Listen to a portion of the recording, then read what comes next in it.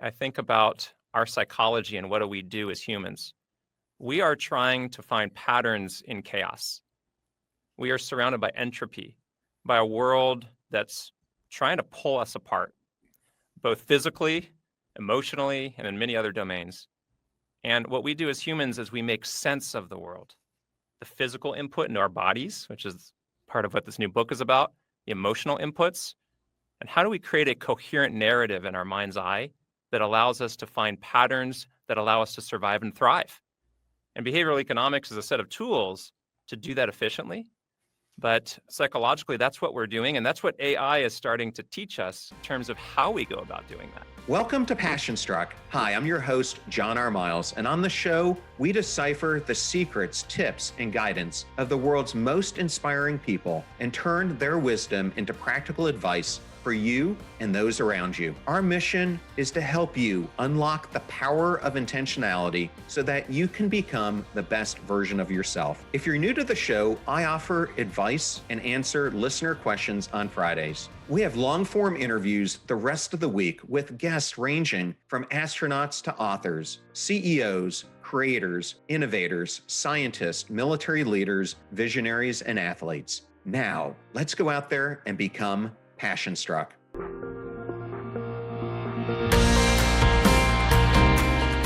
I am absolutely thrilled today to welcome Dr. Brennan Spiegel to Passion Struck. Welcome, Brennan. How are you today? Doing great. Thanks for having me. So, I always love to start these episodes out with a thought provoking question. So, you are a gastroenterologist who Right. runs Cedar Sinai's virtual medicine program, and you hold a chair in the digital health ethics, which is really an unusual combo. What problem have you been trying to solve across those domains, and what's the through line? The through line is how do we blend human expertise and wisdom with machines? I like to think of it as BI instead of AI, blended intelligence. So you mentioned I'm the chair of digital health ethics, which is a new title here. And the whole idea is as we enter this world of artificial intelligence, how do we blend the intrinsic humanity of our minds with this new form of pseudo intelligence in the form of AI, ideally to improve human health? And I'm a doctor and I'm interested in healthcare. So that's what my lab spends a lot of time focusing on outside of gravity and some of these other topics we might talk about today. And how do you think this digital health ethics crosses over to things like Max Bazerman or Jay Von Bavel, some of the people who are more in the behavioral science space, behavioral economics have been studying for years? Behavioral economics is really about how to optimize decision making, how to be efficient in how we approach complexity and complex problems. And I spent a lot of time with my graduate students talking about behavioral economics and the work of Kahneman, Tversky, for example. And really, when I take a step back, I think about our psychology and what do we do as humans. We are trying to find patterns in chaos. We are surrounded by entropy, by a world that's trying to pull us apart, both physically, emotionally, and in many other domains. And what we do as humans is we make sense of the world. The physical input into our bodies, which is part of what this new book is about, the emotional inputs, and how do we create a coherent narrative in our mind's eye that allows us to find patterns that allow us to survive and thrive? And behavioral economics is a set of tools to do that efficiently. But psychologically, that's what we're doing. And that's what AI is starting to teach us in terms of how we go about doing that. So it's a really amazing time to be thinking about these problems. It sure is. And when I think of AI, one of the things I think we all have to look at is a falsification type of checklist. So it begs the question, when you're chasing big ideas, what's your falsification checklist? What would have to be true for you to abandon a compelling theory? Well, I think I approach it like any scientific inquiry. An idea is true and worthwhile if it repeatedly points towards decisions that optimize our utilities. And by utility, I mean from an economic standpoint, we can talk about it in terms of doing the most good for the most people, psychologically, emotionally, financially. We're trying to do the most good for the most people. And some ideas are better at that than others. And we use science to figure this out. We do experiments. So it comes down to science and experimentation and having a hypothesis about whether an idea will perform in a certain way or not. And we do experiments, whether we're experimenting with AI in terms of how it can make decisions or not, or how it could lead us astray. Does it have bias across many different domains?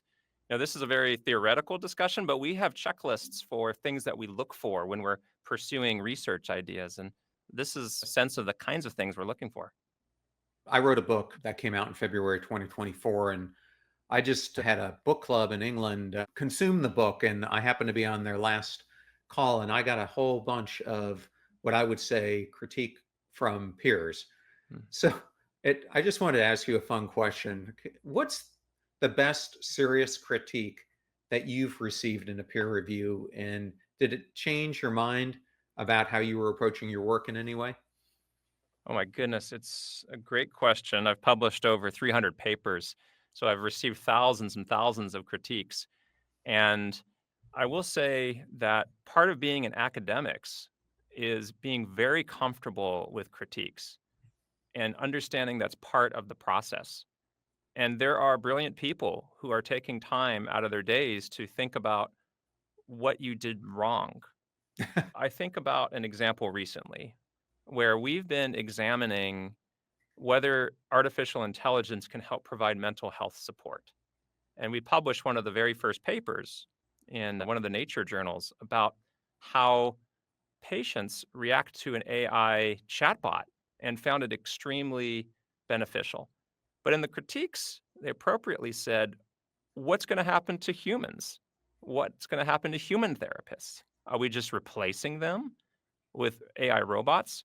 And of course, I never thought that, but I realized we need to be much more explicit about if this works, how are we going to use it? And be more careful about the language that we use around using AI for mental health, where all sorts of untoward things can happen. So part of being in science is having these guardrails, people who are keeping you in check, and you're trying to constantly respond to them and react to them and improve your work. Thank you for sharing that. And that kind of leads us into your new book, Pull. The subtitle is How Gravity Shapes Your Body, Steadies the Mind, and Guides Our Health. So I think the first thing we need to ground ourselves in is, what is biogravitational medicine? So as you and I are talking right now, we're both sitting down.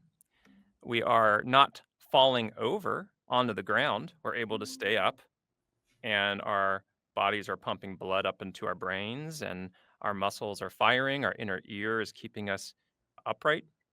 And that's because gravity was here long before you and I were. Gravity was here before any signs of life.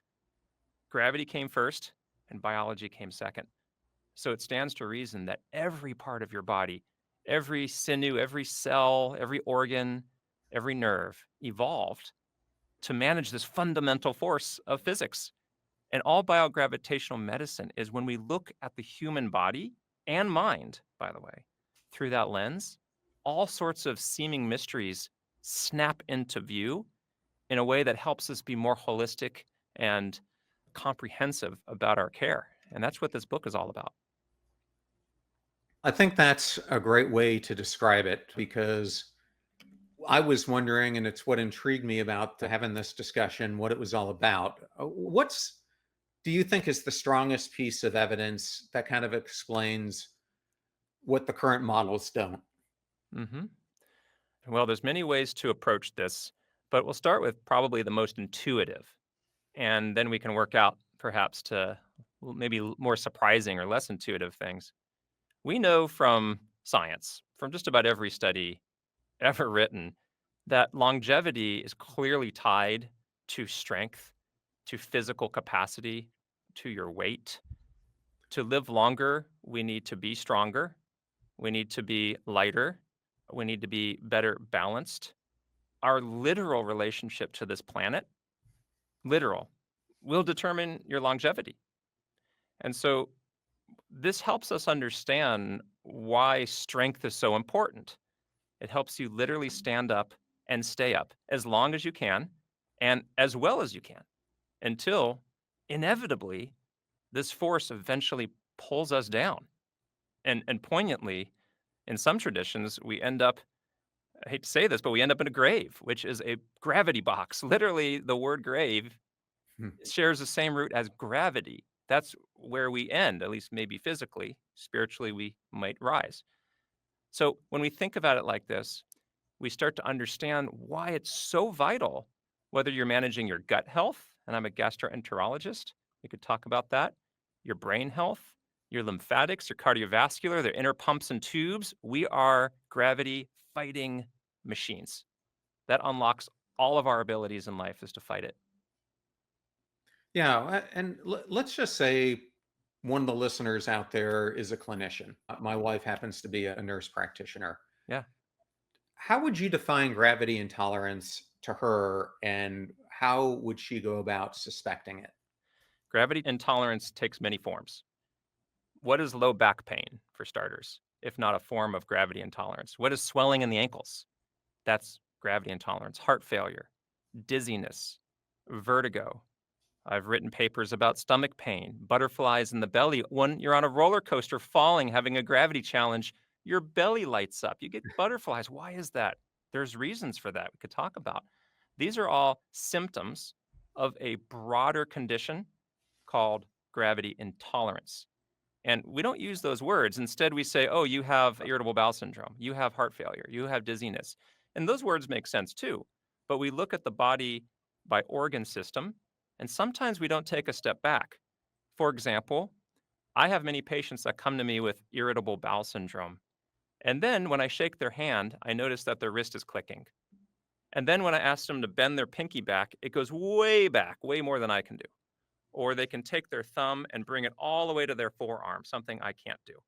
And I come to realize that they have hypermobility. Some of them have Ehlers-Danlos syndrome, and what they actually have is gravity intolerance. Their gut is on a suspension system that's also Hmm. stretchy, and it collapses all the way into the basin of their pelvis. And on X-rays, we see this. And the solution there isn't more medicines. It's abdominal exercise, it's back exercises, it's improving your posture, the spine, the chassis of the body that hoists everything up. These are just examples, and there's so many more we could talk about.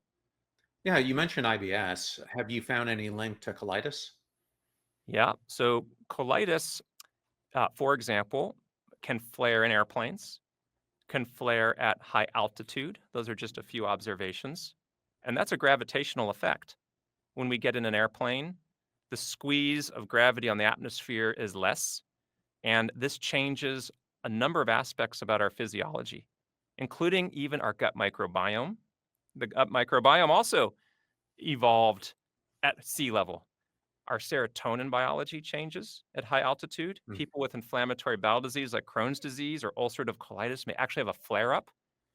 At the high altitude zones of in Tibet, for example, there's evidence that IBS is much more common. There's all sorts of literature out there showing this kind of hidden relationship, which is right in our face, that where you are on the planet, altitudinally, latitudinally, will affect your physiology. Speaking of gravity and our stomachs, is there Mm. any correlation that you found between foods that we eat and gravitational pull? Yes. Serotonin is I've mentioned a few times here.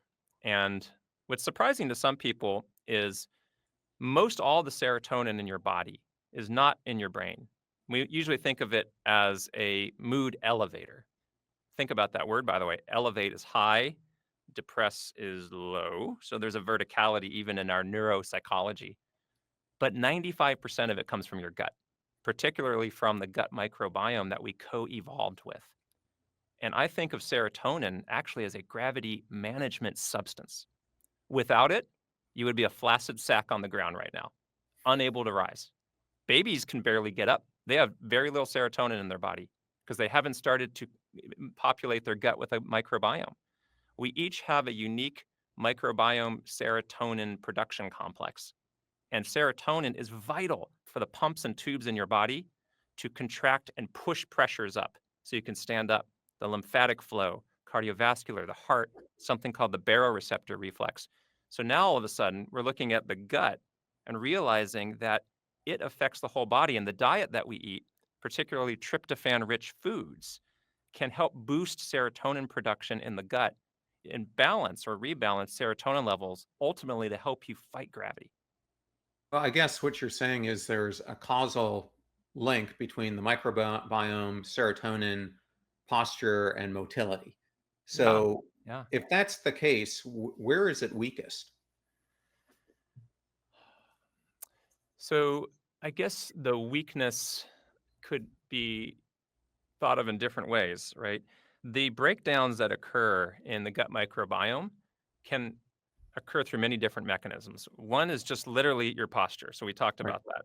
So if you're not strong in your back and abs and you just hunch over all day, and just think how sedentary we all are these days sitting down, the gut compresses. Even just a little bit, it compresses. But when you sit up, it's like a marionette on strings. You can animate the marionette. The gut is like a functional stack. It suspends itself like a sack of potatoes that we have to carry around our whole life. And some people are better at carrying that sack of potatoes around than others. And so the weaknesses occur if you have a weak back or if you have stretchy ligaments on the inside of your body. And then the intestines compress, almost like a garden hose. If it's not laid Mhm. out properly and kinked, it gets backed up. You get microbiome overgrowth, bacterial overgrowth, gas formation, serotonin dysregulation, and then you're off into the races. Now you're having depression, you have anxiety, you have body pains all over your body, and it's a complete breakdown. So that's a longer answer to your question, but that's how I think about it. I think that's a great metaphor. This past weekend, I was doing some power washing around our pool, and we have a kink in our hose. Yeah. That this is supposed to be one of those hoses that's anti-kink, but one is developed, and it drives me nuts because oftentimes it's off all the pressure, and I have to walk back 30 feet to go move it again. But it's interesting how that's how what you're saying, our body's doing the same thing. It's basic physics. And this explains why if you stand up straight or you use a standing desk all day, you can just almost do an exercise right now. If you hunch forward with your shoulders down and your kind of belly all compressed, you can feel the difference in your belly versus if you literally raise up your diaphragm, raise it up, contracting the muscles between your scapula or your shoulders and your back. Just feel the difference in the belly. It's subtle, but there is a pressurization that occurs if you're bent over all day. And we're not meant to be bent over. Our ancestors were running around like crazy. They were strong, very little body fat in their belly. That functional stack was upright, like ornaments hanging off a Christmas tree. You want it to just dangle in a way that's functional. It's a funny analogy, but that's the idea. I'm using a standing desk right now. I Uh-huh. I always love doing these interviews standing up for whatever reason. I've been doing it for about 8 years now. But I Well, like to stand throughout the day because I think gets the metabolism moving and just gets me out of my chair. they say It standing is the or sitting is the new smoking. Yes. And not only do I use a standing desk too, but I wear a weighted vest. Not wearing one right now, but I normally wear a 20-pound weighted vest, and I put 20-pound ankle weights on both of my ankles, and I stand on a balance board or sometimes a desk stepper to constantly have this background force on my body to stay upright and strong. I'm glad you brought this whole thing up because I wasn't originally going to go here, but I was recently listening to NPR and they had this segment on the hype all around wearing body vests. The conclusion from the specialist that they had on the show was that of all the hacks people are doing, this is one that is definitely probably not going to hurt you, can probably help you a lot. But I think we all feel the difference if we've ever gained weight, Yep. how different your body feels when you're carrying a heavier load, and especially if you're hiking up a hill. Can you go through some of the benefits of wearing a weighted vest and doing this and why it's something that we should consider doing? Saw that same article. Several people sent it to me when it came out. And actually, in the book, in this new book, Poll, I did a self experiment for 8 weeks where I monitored a variety of physical functions and wore all this weight for 8 weeks to see what would happen. And in the book, I tell the details, but I lost 4 pounds without trying. I was able to do 3 times as many squats without exercising. My VO2 actually went up in terms of my ability to efficiently use oxygen just by sitting around in a weighted vest and ankle weights. So there's also this trend called rucking, where you Mm. exercise or run. This comes from the military, wearing a weighted backpack or a vest. And it turns out there's something called the gravitastat, which is like a homeostatic mechanism in your body. Your bones are constantly compressed from gravity. If you add a lot of weight all at once, like with a weighted vest, the bones feel it. And there's a theory that the bones send signals, in essence, to the brain saying we have to increase metabolism because we're too heavy. It's like we're on a new planet that's too strong for our bones to manage. So we're going to have to lose weight. And literally, that's been shown in both animal studies and in human studies, particularly out of Sweden, demonstrating that weighted vests can lead to weight loss, probably through this gravitastat mechanism. Yeah, it's interesting. When I was in the military, I remember doing the 10, 15, 20-mile forced walks where you're carrying 50, 60 pounds on your back and your Exactly. weapon and everything else. Oh, And man, you have to build up to it. exactly. Well, you do, and you know better than most of us. When I started wearing that weighted vest, and I'm a marathon runner, and I'm in decent shape, but even then, I was exhausted by the end of the day.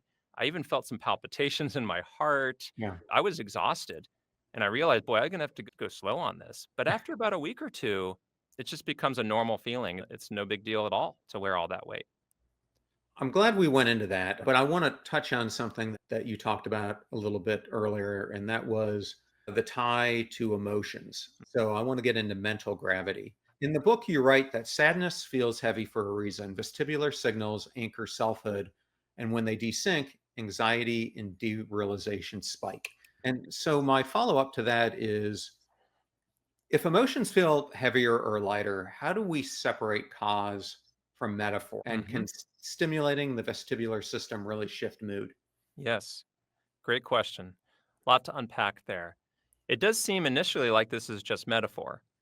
Think about the language that we use in everyday conversation. I feel up. You get, quote, high, right? On drugs or on life, or when there's a lot of serotonin in your brain, you feel high, literally buoyant, right? Ecstatic. And then when we're sad or depressed, we feel low. And it sounds like just metaphor, but think about depression. Depression is almost as if you're living on a planet with too much gravity. You can't get out of bed. You're exhausted, weighted down, physically weighted down. Shoulders are slumped over, looking at your toes, can hardly get through the day, don't have the energy. It's like you're living on a planet that is pulling you down. And it turns out we do have a system that manages gravity. Why wouldn't we? We need to stand up and stay up. It's called graviception. This is another sense that we never talk about really.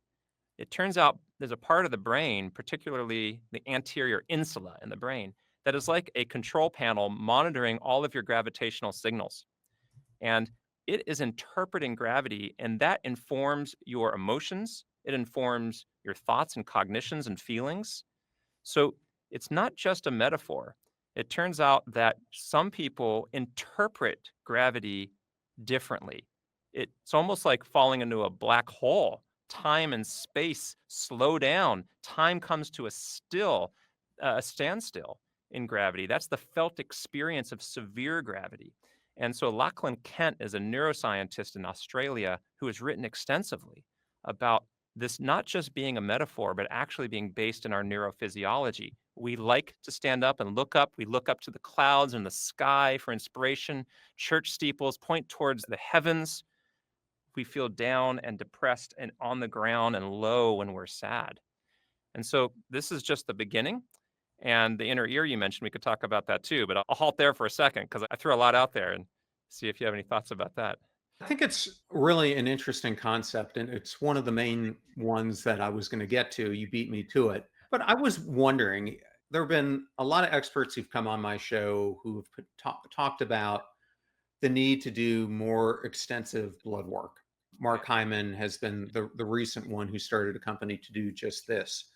And I agree. When you go to your normal primary care physician, they just do a basic. They're not measuring any of your beyond the core things. They're not really getting into a lot of the more important levels that I think we need to be looking at. I use that as a lead in to if there was a lab panel we could include, what would it be for graviception? That's really interesting. I would start with non-laboratory measurements first, so then we could think about laboratory measurements, because vivisection can be measured in lots of different ways.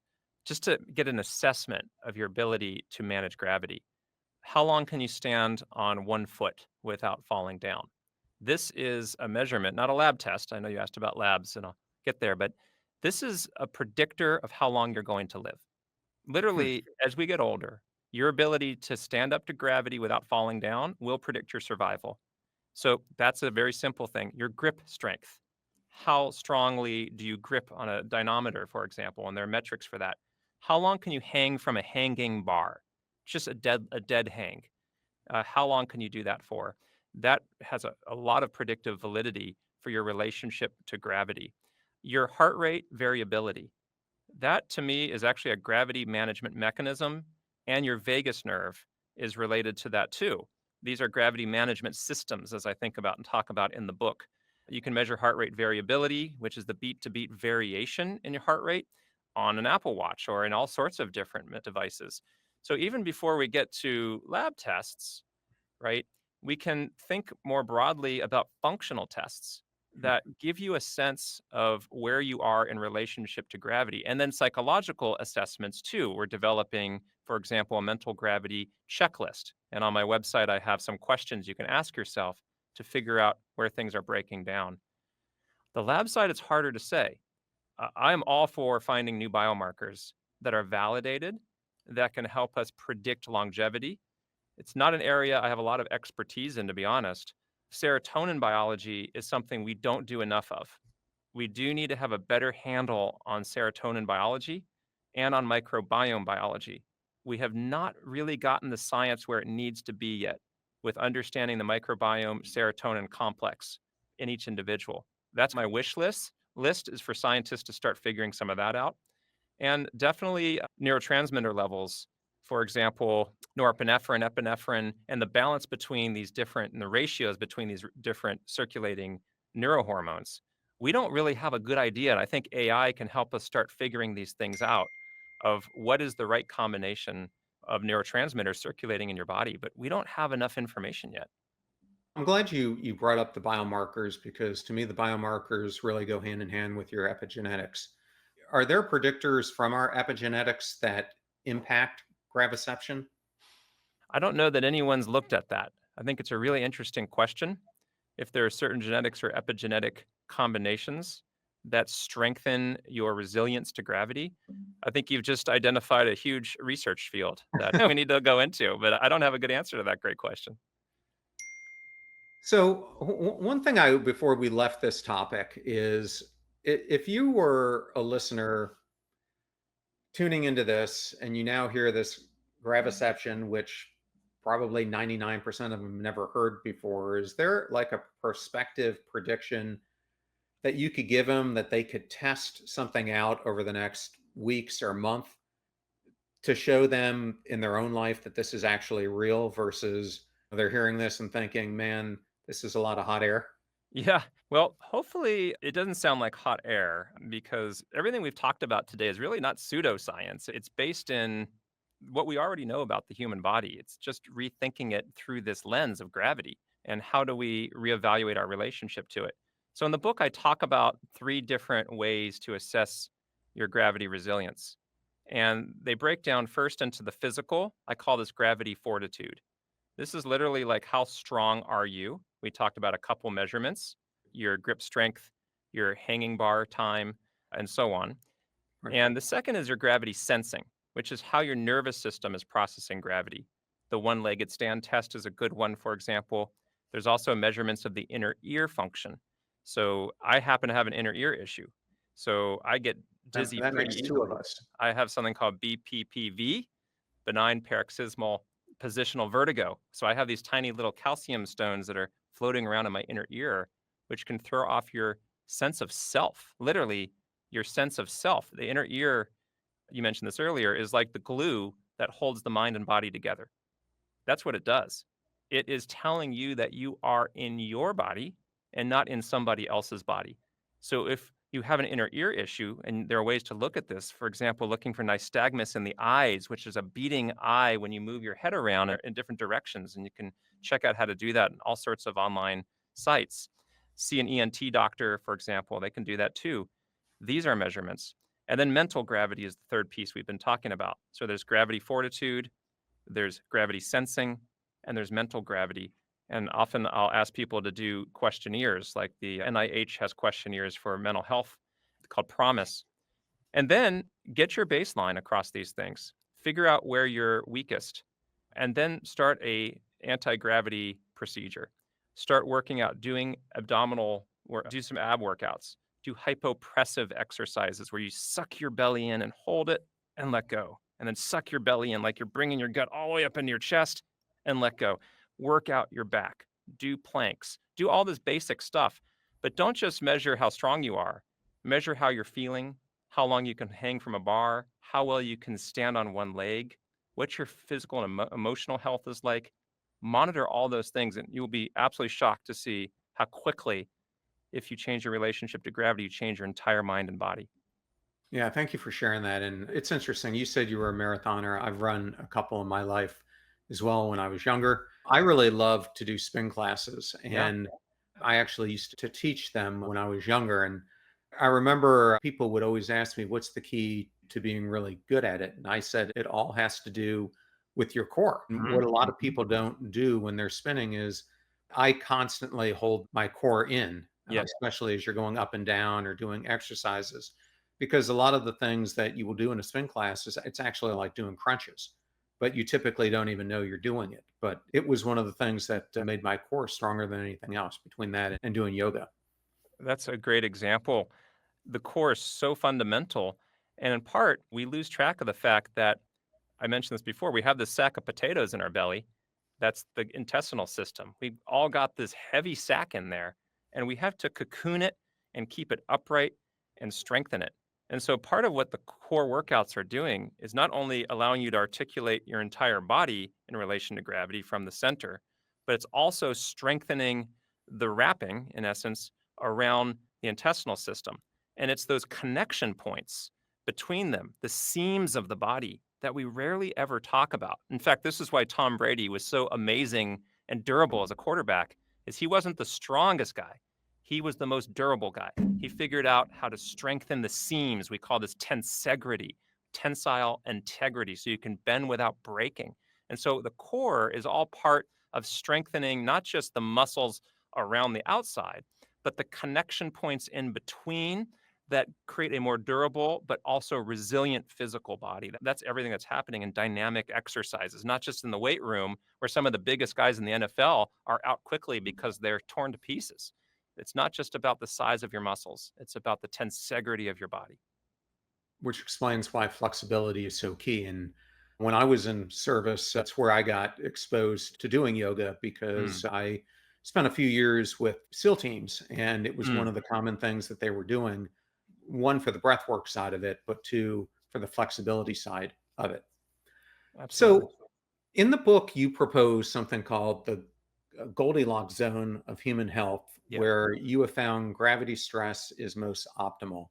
Is there a study that you've looked at that shows the cleanest like dose response between gravity and the impacts that it has on us?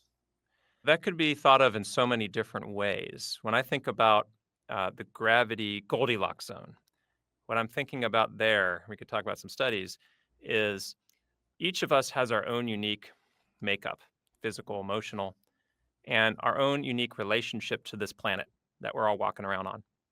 And sometimes we can handle gravity really well. Some people can't. It's almost like you have an allergy to gravity. Some people call a gravity allergy when they get stand up and they get lightheaded and pass out, or they have stomach aches at high altitude. So if you look at astronauts, for example, they have no gravity, or at least microgravity, and they have a lot of issues up there. They get stomach issues, their microbiome changes, their serotonin levels change, their heart rate variability changes, they get kidney stones, they get infections up there because their immune system starts to change, they get headaches. all sorts of blood issues with blood not moving in the body the way we're used to. It's not easy sledding up there, as you can imagine. And so that's an example of the Goldilocks zone where too little gravity is a problem, but too much gravity for some people is a problem too. It's finding that intermediate stage and changing your relationship to gravity. People sometimes joke around, what am I supposed to do? Leave the planet? No, but you can change your relationship to gravity right here on this planet. So there's all sorts of studies that show different forms of dose response relationships, whether we're looking at the immune system and altitude. We do know that serotonin and immune function in the gut especially change the higher you go in altitude and even in outer space. That's an example of dose response. But boy, there's so many ways to answer that question. But the general principle is that we have a safe zone where we operate because we evolved on this planet. We were born, as far as we can tell, from this planet. We Yeah. are an emergent property of this planet. So it stands to reason that we're designed for this planet. Given you just brought that up, I've got an interesting question for you. Okay. So last night, I happened to be a Naval Academy graduate, and I was Awesome. at our local chapter's monthly meeting, and I was talking to a friend of mine, Steve Swift, and one of his classmates, class of 1987, is Sonny Williams, who was recently abandoned, stuck in space Oh for an yeah. Yeah. extended Yeah. period Yeah. of time. Yeah. And she's recently been selected to be a distinguished graduate of the Naval Academy, which is why she came up, and she's getting that distinction tomorrow in a ceremony, actually.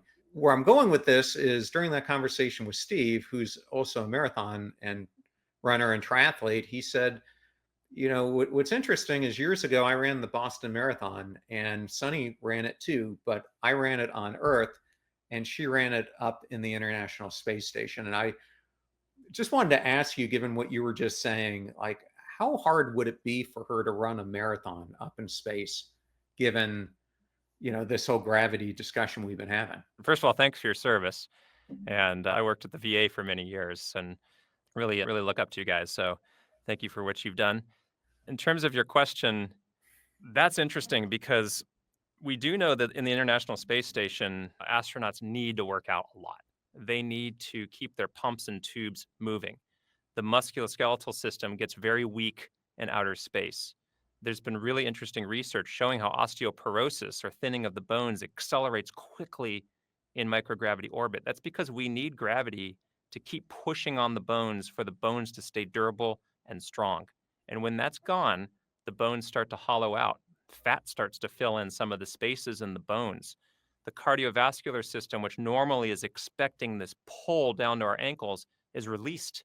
And now all the blood is sitting in the chest and in the face. And you know what happens next? The kidneys get all confused and they start peeing a lot. And then what happens next is you get dehydrated. And then after that, you're dehydrated and your white blood cells are so concentrated that the immune system thinks, that we need to downgrade our immune activity. And then they start getting viral infections. It's like a chain reaction. So to run a marathon under those circumstances is an extraordinary anatomical and physiological feat. It would be curious to see if that's at all possible. I don't know exactly how far they run per day, but certainly not going to be 26 miles. These are questions we have to start asking ourselves as we start thinking about going to Mars and extraplanetary travel. How are we going to manage this if our strongest members of our species are having trouble up there? What's going to happen when everyday Joe goes up and doesn't have gravity anymore? Well, Passion Struck listeners, I've tried to get Sunny on the show before, so I guess I'm going to have to try harder to get her to answer that question. That'd be a great guest. I love to hear the stories. So another thing I wanted to talk to you about, Brennan, is you are one of the pioneers in virtual reality therapeutics. How can stimulating weightlessness or anti-gravity environments actually help us treat things like that we've been talking about, whether it's depression or pain or health issues or our longevity? So my laboratory does a few things, and one of them is we focus on virtual reality. And VR, people think of it for gaming and entertainment, but we actually use it for managing pain, depression, anxiety by creating simulated worlds around an individual that allows them to think differently about their real world. We don't want people getting lost in virtual reality forever. We want them going back to what I like to call RR, real reality, with a new perception of the world. And we could debate maybe some other time if we're already in a simulation right now. There's some arguments for that. But simulations in VR have powerful effects on the mind and body. We've published papers showing how it can change cortisol levels and stress hormones and heart rate variability and immune function and body temperature and white blood cell count. So it's a very powerful way to help us change your perception. For gravity, we talked earlier about mental gravity, how sometimes people feel like they're falling, literally feel like they're falling physically, metaphysically. The gut feelings in the belly you get with a roller coaster, some people get all the time. It's like our body has a G-force accelerometer telling you that you're dying. And that's what anxiety sometimes is. It's a metaphorical fall, and you feel it in your belly. With virtual reality, we try to reverse that. We try to raise you up in VR, floating through the clouds, floating like a bird, changing the physics of your reality that can actually change the physiology of your body. And when we get that biofeedback component, which we now are doing with biosensor biofeedback, people can realize how quickly, if they change their perception of gravity and their relationship to it, they change their body and their relationship to this planet. And so that's some of the research that we're working on right now in my laboratory. I listened to another episode you were on as I was preparing where you were talking about augmented reality versus virtual reality. I was having a conversation with Hal Hirschfield, who you probably know, or you might not know him. I don't know. Yeah.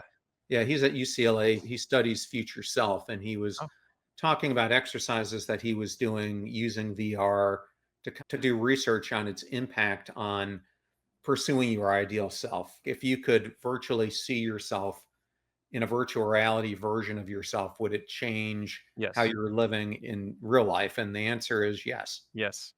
Well, first of all, we have to meet because I'm a professor at UCLA too, and we haven't met yet. So that's great just to take away from me.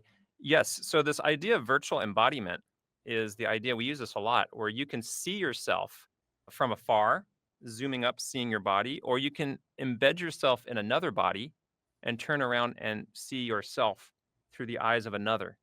This is basically what talk therapy is all about. So when we do talk therapy, you're talking to yourself through another. A really good therapist is taking what you're saying and reflecting it back, taking what you're saying and reflecting it back again. In VR, we literally take you out of your body, have an out of body experience, turn back around, look at yourself.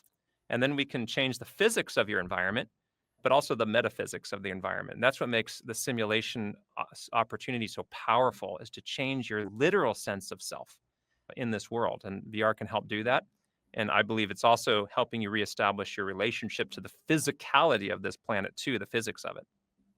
I love that. And speaking of physics, one of the last things I wanted to talk to you about was roller coasters. Yeah, yeah, yeah. So I remember growing up as a kid, I grew up in Pennsylvania, and so It's we would Hershey go to Park. Yeah. Hershey Park. And when I was growing up, they had the first roller coaster that actually had a loop. And I remember being so scared to go on that thing.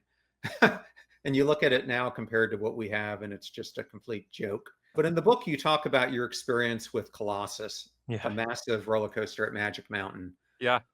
How did you learn about gravitypes from Magic Mountain? And could you explain what the gravitypes are? Absolutely. So I also love to ride roller coasters. I always thought Magic Mountain had the first looping roller coaster, Revolution. So we'll have to check that. But either way, I love roller coasters. I don't anymore. I've grown out and almost become physically almost fearful of them. But when I was young, we would go down the roller coaster, and Colossus has this, used to have a massive drop compared to what they have. It's nothing. But I would go on this roller coaster, and I always had this ignition in my belly of just gut feelings, and I would bend over and hold my breath and be like, "Oh my god." My friend, who ended up becoming actually a Broadway dancer, a really physically impressive guy, would throw his hands up and scream and yell and have the best time. And on the photograph at the end of the ride, you'd see me hunched over, anguished, and him with his hands up, and I'm white knuckling. We had two different gravitypes. Our relationship to that fall was physically and mentally different. And you look at somebody like Alex Honnold, who is the rock climber who frees El Capitan. This is a guy who can climb up a cliff without any ropes at all and do it without apparently any obvious fear of falling to his death. And when you look at his brain on a functional MRI scan, which has been done, his amygdala, which is part of these gravity management systems, is quiet. It's the exact opposite of somebody who has irritable bowel syndrome, who has gut feelings a lot. Their amygdala fires off quickly. So Mhm. part of the gravitypes is understanding your mental relationship and not just your physical relationship to gravity. And I realized from that experience that I have a fear of falling. And when I think of it that way, and I might occasionally get gut feelings that I might be anxious about something, I stop and I think, oh, you know what's happening here? I think I'm falling, like metaphorically. I think I'm falling all the way down to the ground. I'm not falling. That's an illusion. I've made that up. I've simulated it in my mind. And what I do is I use virtual reality to practice falling off of a building, and then I combine it with vagus nerve stimulation to help manage my physiologic response. And it actually helps me realize not only is it helping any fear of falling, literal falling, but metaphorical fear of falling. That's partly what I think anxiety is. So that's a little insight into how gravity helps me think about different gravitypes and the different types of people and how they relate to the earth. So for the listener, this is a good reason to buy Brennan's book, Pull. In it, you can learn if you're the alert stabilizer, the gravity master, the cautious calibrator, or the adaptive navigator. So we're not going to give Yeah, out any more than that, but there's a good I tease of the almost book. went there, but it would probably take an hour to unpack all 8 of those types, but there are a variety of gravitypes. Well, I am so honored to have you on, Brennan. Where's the best place people can go to learn more about you? So I have a website, brennanspiegelmd.com, and you can also find my info at Cedars-Sinai and UCLA. Well, Brennan, such an honor to have you today. Thank you for joining Passion Struck. Well, thank you so much. Really enjoyed the conversation.